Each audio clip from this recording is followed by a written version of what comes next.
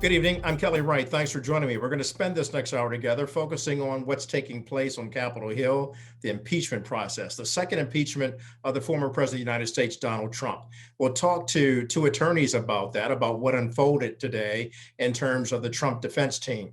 Also tonight, we'll not just focus on the impeachment process, which has been political and has also inflamed the passions of people on both sides of the aisle, the left and the right, Republican and Democrat, black and white. But we will also take a break from all of this. We'll take a break to talk about how we strengthen the Black family, how we strengthen each other in critical times like these, and how we celebrate love in our families, in our homes. That's coming up as well. And we'll have a refresher course on humor as actor and comedian Michael Collier join us tonight as well. But first, let's get right into what's happening on Capitol Hill. Let me say this clearly. We have reason to believe the House managers manipulated evidence and selectively edited footage. If they did, and this were a court of law, they would face sanctions from the judge. Joining me now is attorney Rosalind Ray, as well as my good friend and colleague, attorney Timothy Allen Simon. Both of them have so much understanding of the legal process. Ros, let me begin with you, if you will. How do you perceive what the Republicans have stated in defense of the former president of the United States, Donald Trump? Thanks for having me on your show, Kelly. The thing that bothers me the most about the way they have proceeded is the manner in which they are deceitful to the people who are listening. Like today, the term of art, fight. People have used that term of art for years when cheerleaders get out and say, fight, fight, fight. That they know full well does not mean actually go out and fight. So they are misleading the public by putting that on the air, but more importantly, they have spliced up everything that they showed today, and all you hear is fight, fight, fight, and it's out of context. So when you are deceitful like that, then the people who are listening to this get the wrong impression. So I'm concerned about that, and I'm more concerned because from an ethical standpoint, these people, the majority of them are attorneys. So for these attorneys who are senators, who are in cahoots with the lawyers for Donald Trump, that's a problem. They have violated every ethical canon in the book. And for them to come into this and say, okay, we're not going to vote that way. How can you make a statement like that when you took an oath that said you were going to make sure that you listened to all the evidence and then made a decision based upon the evidence? Very, very solid point. Timothy Allen Simon, I should explain the reason why we don't see your handsome face live and in full color is because, if you don't mind me stating, you went through a procedure, and as a result of that, you're still, championing the cause and coming in to talk about this all-important historical impeachment case that's been going on. So I appreciate you so much, my friend, for doing that. Tell me, if you will, your thoughts, your perceptions of what the Republicans have done in the defense of Donald Trump on this second impeachment. Well, I agree with our distinguished colleague in that they are playing a game of deception, slice and dice.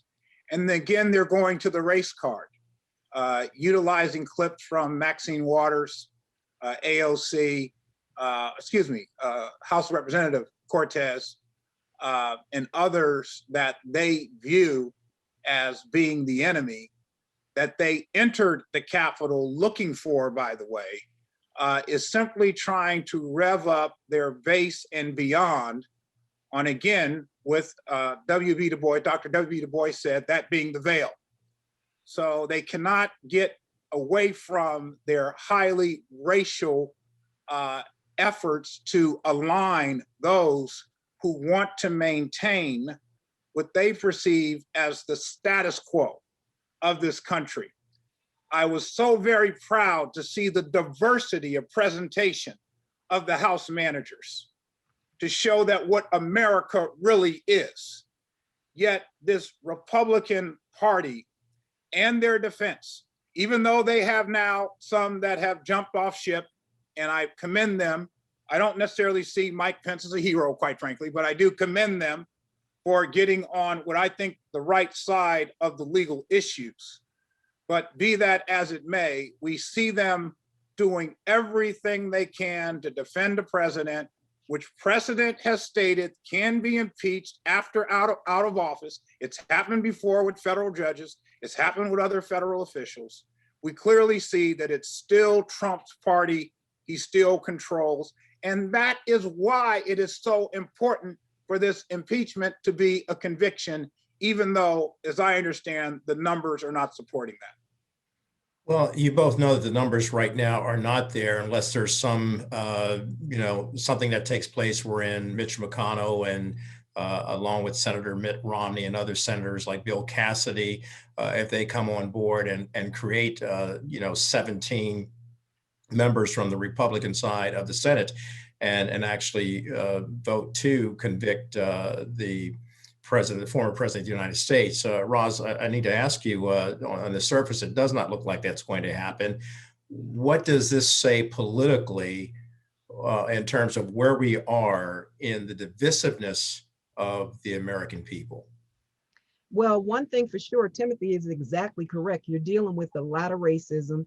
I believe it puts us in a quagmire because you're sitting up here with people who know that what this man did was inciting a riot. His art and everything, his terms of art that he used, that is what caused those people to go down to the Capitol. He said it himself, I will go down to the Capitol with you. So I don't know how you can get any clearer than that. And the sad part about this whole thing is, had these senators been Black, I believe Bar Council would have stripped them of their license. And I believe that these people who are blatantly lying, they should lose their law license. Because I remember President Obama made a comment recently and said, can you imagine if I had done the same thing that this man is doing now? So I think it puts us behind the 8 ball because you've got these people who have listened to a scenario that this man created way before the election, because he kept on telling people, if I lose, they cheated. We'll be right back.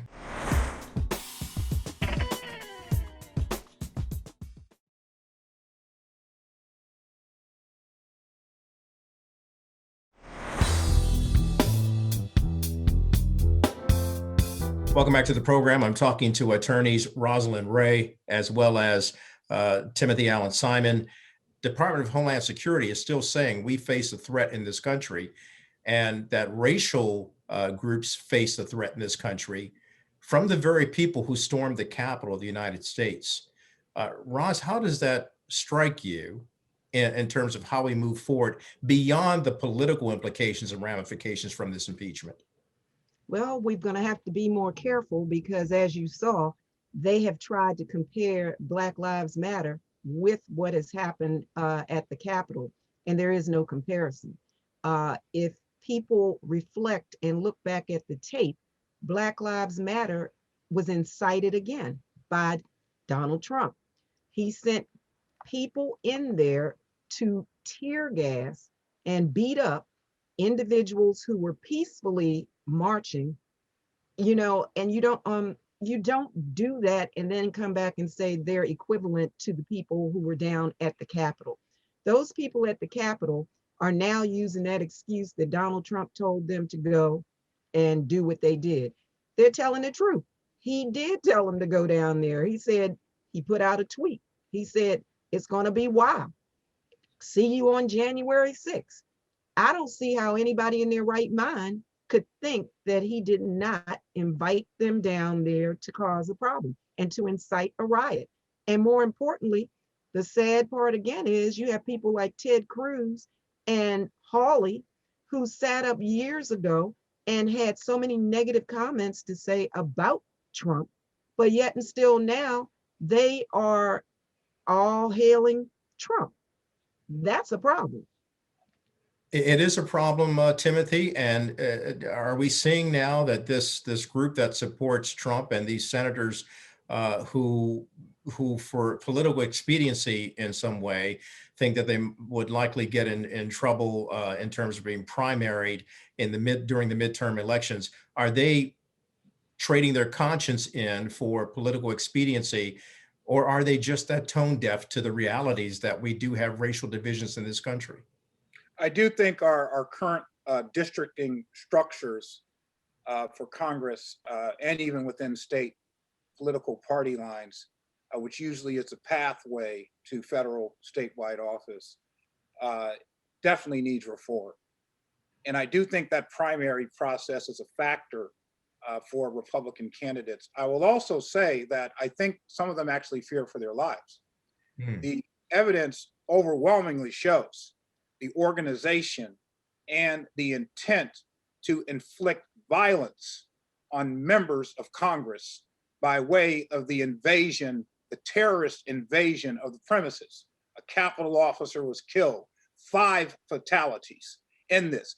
This was a serious terrorist attack and skirmish. Yet, when you look at the media coverage of the ongoing federal efforts to locate and prosecute, for some reason, it does not have the same level of public threat that we saw in the midst of 9/11.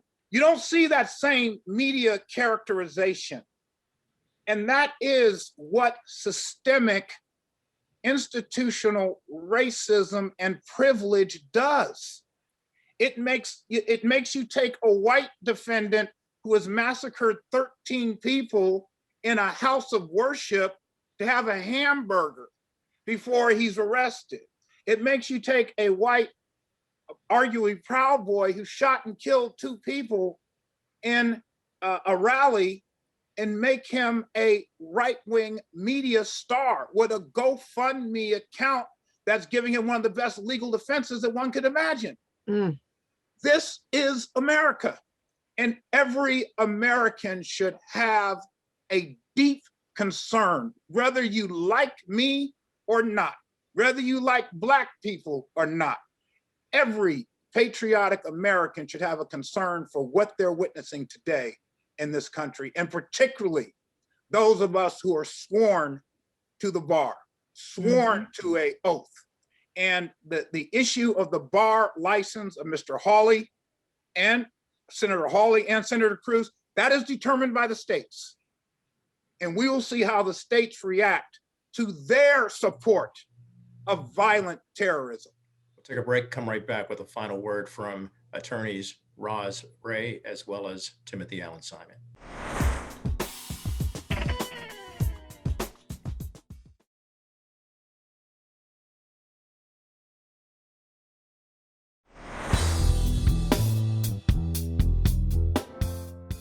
Roz Ray, how do you see things in the future for this country? Here we have a president of the United States who's talking about healing the soul of America. And yet what we've seen throughout this impeachment process of Donald Trump is that the forces are even more divided now. Healing is a hard place to find, it would seem. I agree with you. I believe that people like Pence and the other people who were in that Capitol who could have been killed, they should be the ringleaders telling all of those senators to convict him. Can you imagine if you had been in there with your wife and your child, and had it not been for the officers who rushed all of those people out of there, they could have been killed.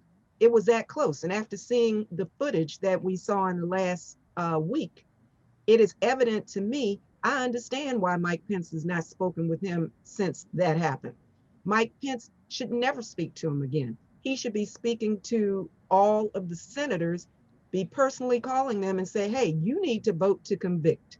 Because if we don't have people who will do the right thing, we are going to have a system where people think it's all right to do exactly what Donald Trump did. Timothy, there are forces out there that are promising to have some sort of race war in this country. and they will not be happy until they create some sort of civil war in defense, by the way, of the former president of the United States, Donald Trump. That's what those groups have stated. Department of Homeland Security has issued out the terror threats. We should take that seriously. But I asked you once on this program, have we hit rock bottom? No, we have not. And I think it's being demonstrated in the impeachment proceedings and the behavior of the Republican Party. We need the leaders of the Bush-Reagan era,